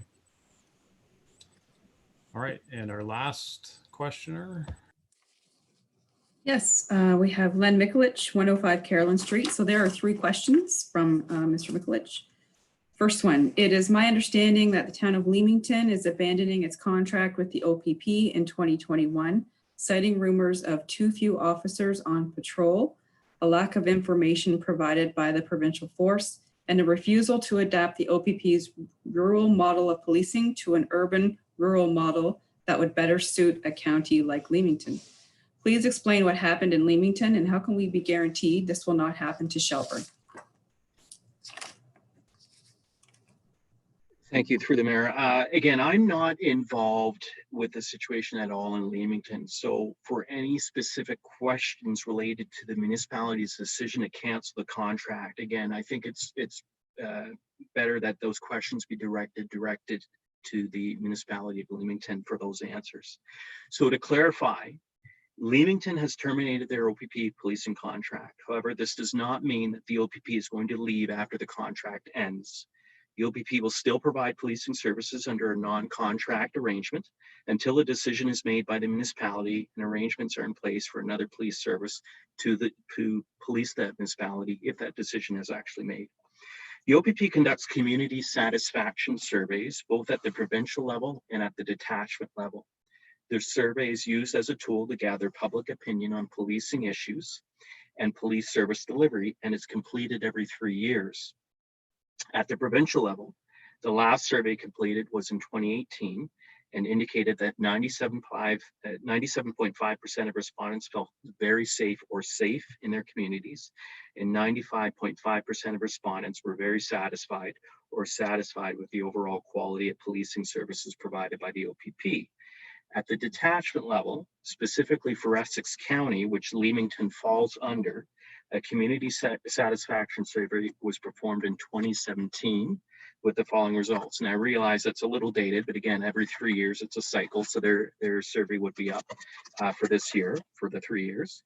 So in 2017, the results were 98.5% of respondents indicated that they felt safe in their community. 97% rated detachment members as approachable and friendly.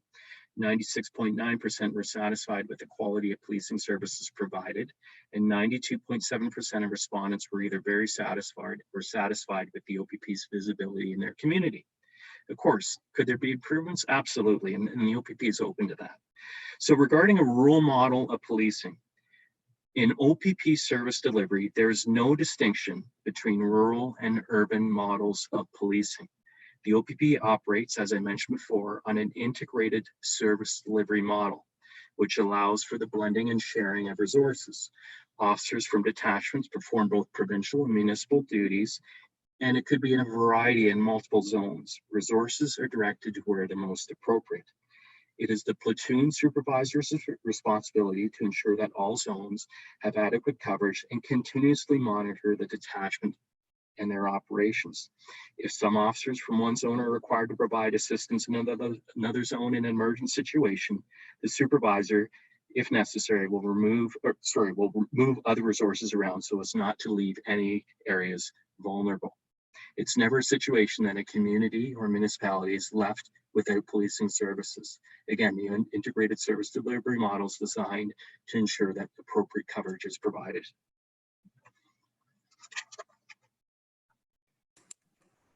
Okay, so I see that Len has questions, so I will unmute.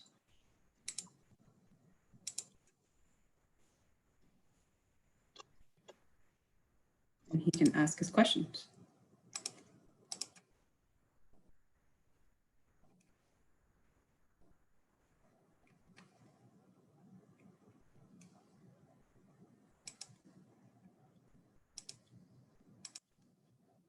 So I don't see him. Mr. Mikulich, you have to unmute your microphone, and I'm trying to unmute your video.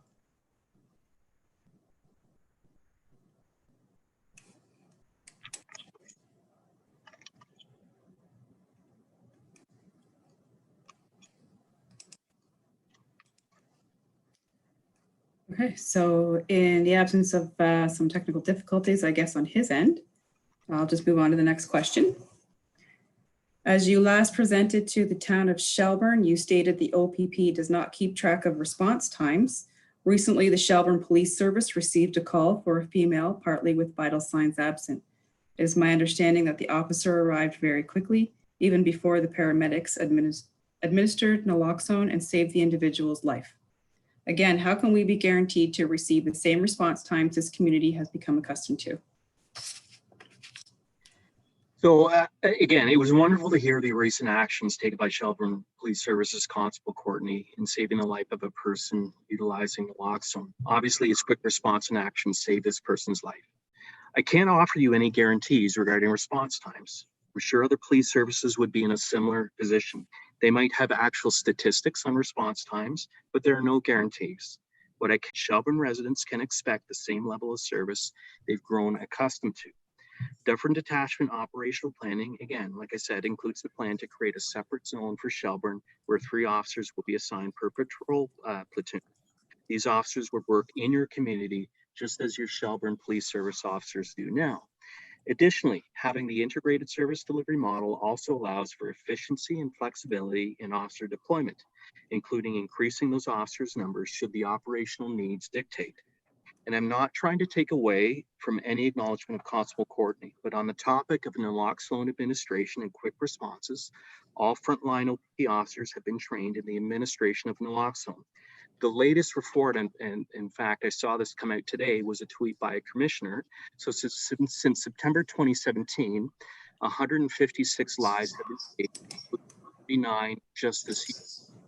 That's a total of 156 times where OPP officers have been able to respond and attend a scene before other medical professionals and administer this drug to save a life.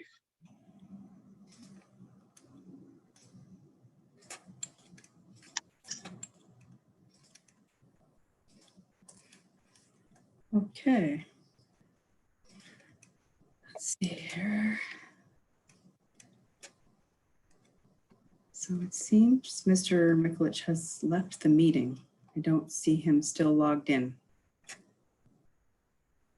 So the next question is, I was on the Shelburne Police Services Board for many years. The Shelburne Police Service has always had one of the top clearance rates for crime in the province, as well as one of the lowest rates in crime severity and violent crimes.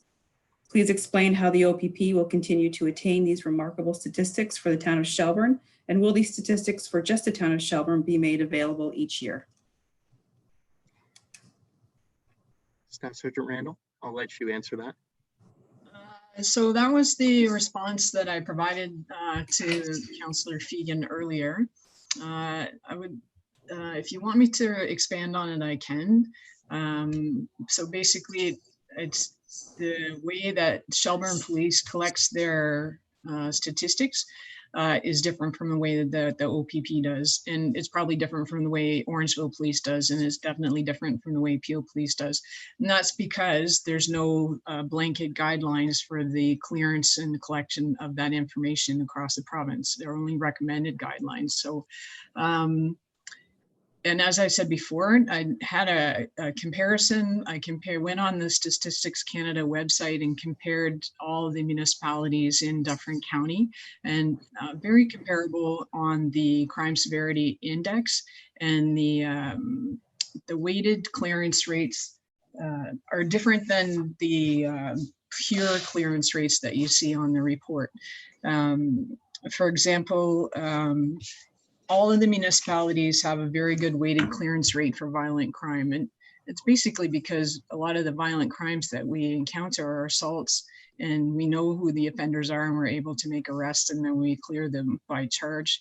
And then the weighted clearance rates are pretty comparable across the board for the entire clearance rates. And as we discussed earlier, it's the property crime clearance rates that are lower in the OPP. And as I said, how to increase those clearance rates, it's a matter of proper reporting and proper clearing, and sticking to the guidelines that we've been given by Statistics Canada. And also it's a matter of proactive policing and education and community policing and Locker to Lose It campaigns, and being proactive in preventing the crimes rather than just letting them happen. So that's my answer. And I think that Mr. Glitch is back. Yes, I see that. Let's see. I wonder if he's having internet connection issues.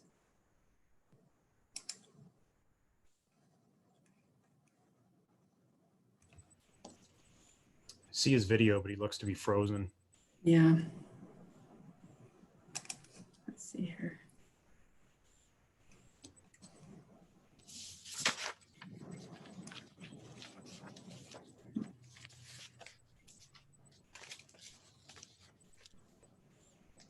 So in the chat room, to begin, a preliminary question is to ask Ken and Commander Randall, did they vary questions beforehand? Every question? So oh, there he is. He's back. Okay. You're using the device. Can you hear me now? Again, a preliminary question is to ask Ken and Commander Randall, did they vary questions beforehand? Sounds like you may have the YouTube feed up, which is going to provide feedback. Yeah. Oh, there he is. He's back.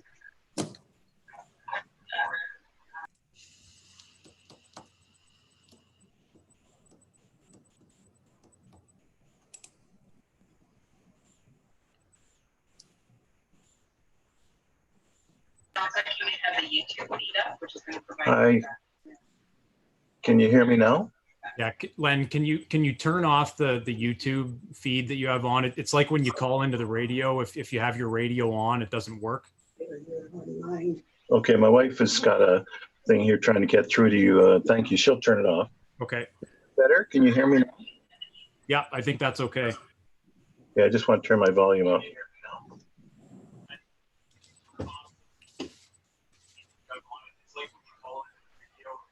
Okay. Thank you for your patience and understanding. If I may just go back to the first one dealing with Leamington, and I'll try to be very brief, and I know you've had a long meeting tonight, but to explain the Leamington scenario, my question was, can we be guaranteed this will not happen? And my comment would be simply, it's obvious that there were serious issues with Leamington, and I wondered how we could be assured that this won't happen in Shelburne. So I just wanted that. Is there an answer to that, or did he answer it? I was trying to get back onto the screen. Sorry. Yeah, he did provide the answer to that already. So this whole meeting has been recorded as well, and so you can go back and watch the full recording on YouTube at your leisure as well. But. Okay. Is there, if I can ask, is there a lack of police officers similar to Leamington, Mr. Mayor? If I can ask Ken and the other delegation there, I would assume Shelburne would receive money back if that is correct. Yeah, so again, as explained with the transition contract, again, it's for based on those 15 FTEs. Again, if there's if the service, and again, those are based on hours from those FTEs providing those hours.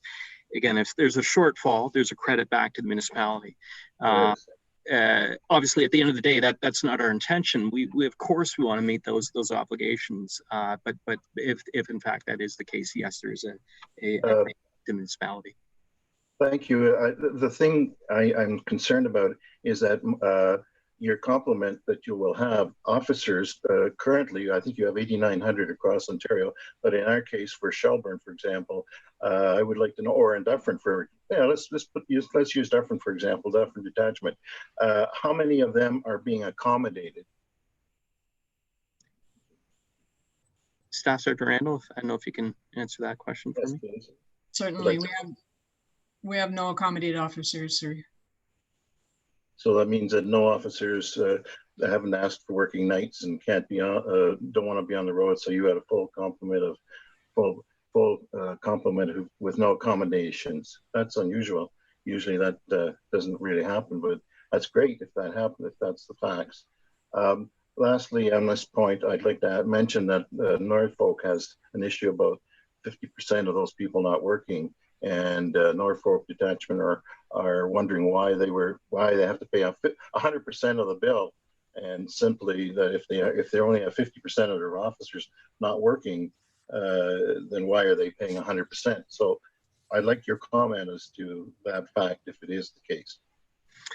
Yeah, and I can say without question that it's absolutely not the case. And again, I know our superintendent has sent a letter to the editor based on the media article that was released to that fact.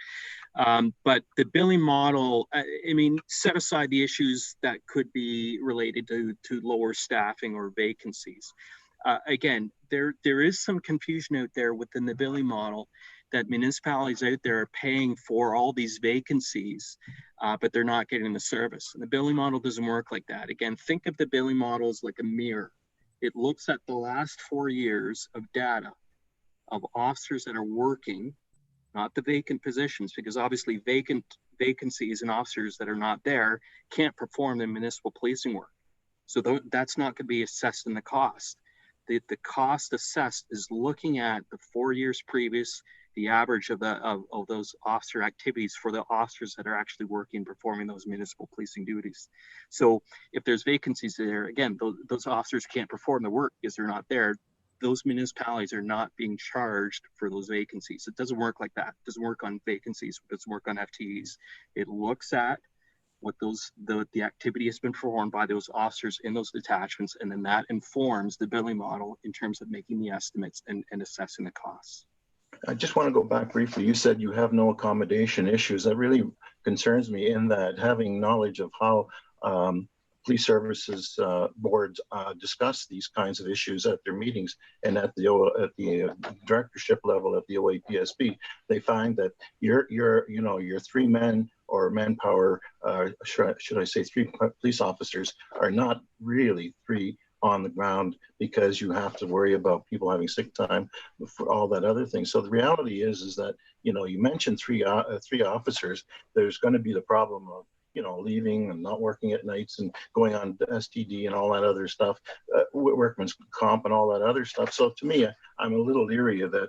Your costing of your accommodations is 100%. There's no one there. I honestly believe that's just a bit of information that I really think that council should be made aware of, that if they're being told that they'll have 3 officers guaranteed, then I don't believe that will happen. But that's just Len, I'm just going to stop you for a second. I mean, you did ask the question. The question was answered. This isn't debate time or open mic night. Okay. So if you have another question, we'll allow that. But then that'll be. Thank you very much, Mr. Mayor. Sir, the other one. Sorry, through the mayor. Sir, if I could just follow up with that again, keep in mind those 15 FTEs in that transition contract. And again, there might be a little confusion that those FTE positions are not assigned to specific officers. So for example, if you have, one of your Shelburne officers that normally works in that zone, that's off. I mean, those hours could be provided by another person in the detachment to the town. Again, that's the integrated service delivery. Again, it's not necessarily tied to specific positions. Again, with the integrated service delivery model, it allows other officers to provide those hours to the town. So don't think of it as if you're locked down one body, well then, that's it. We can't do anything about it. We, again, with our service delivery, allows other officers to come in and provide those hours of service based on the transition contract.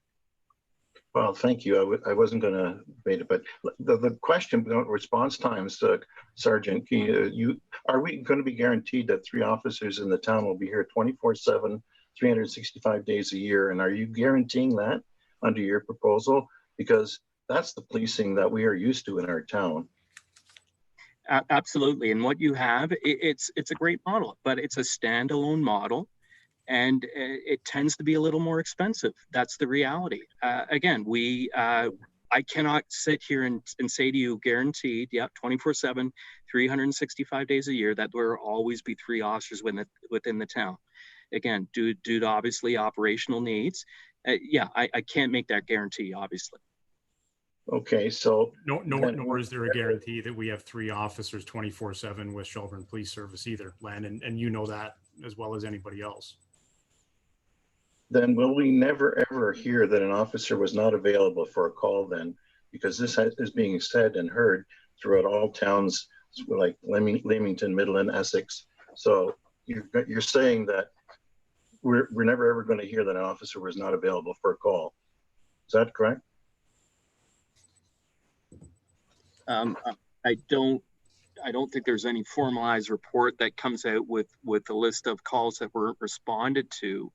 But I can tell you, I mean, the OPP is an organization that obviously considers the importance of addressing the community needs and responding where needed and where required. I mean, we do have alternative service deliveries where we have, for example, the Frontline Support Unit, which is a regional-based program. And in fact, I had the opportunity to work within that unit during the initial early days of the COVID crisis when our organization needed extra operational support. So again, that unit is designed to take calls that could be possibly handled over the phone rather than having an officer directly respond to the scene in person. Obviously, that was more as well for the COVID issues and safety, health, safety effective for everyone. But again, it just makes sense in terms of efficiency. So if there's maybe some information out there suggesting that the OPP is no longer responding to calls for service, again, I've not seen that. And again, there might be circumstances where an alternative response might be more warranted. But again, I know at the end of the day, our organization, if a person calls in and requests to see an officer, it will dispatch an officer and they will attend if that's what. Okay. Lastly, I'd just like to put that question. More than 2 minutes, sir. So, okay. Are there any further questions or comments from council?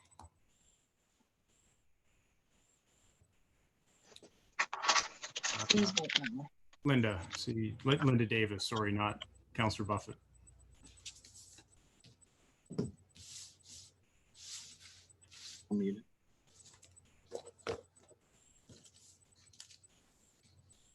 Yeah, Linda, go ahead.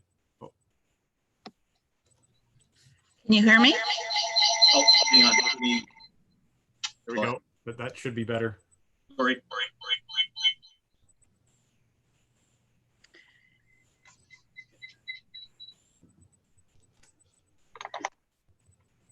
Can you hear me now? We are good. Okay, I just wanted to provide some clarification to Councillor Wagner's original question that she provided earlier. There was the discussion about Sauble Beach. Just for clarification, the town of Sauble Beach is policed by the OPP and has been policed by the OPP. And the issue was that it was a detachment merger. So the Grey County detachment merged with the South Bruce Peninsula detachment.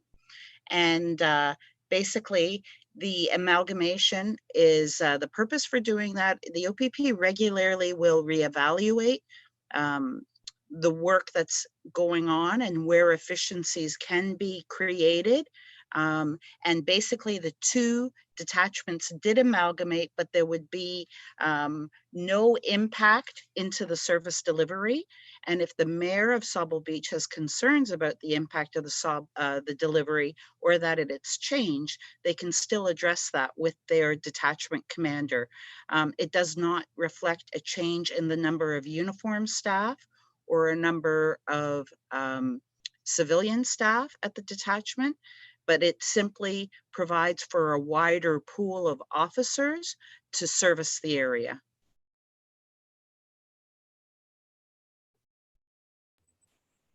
Okay, thanks for that clarification. Last call, any final questions or comments from council? Ken, anything to add? No, that's basically it.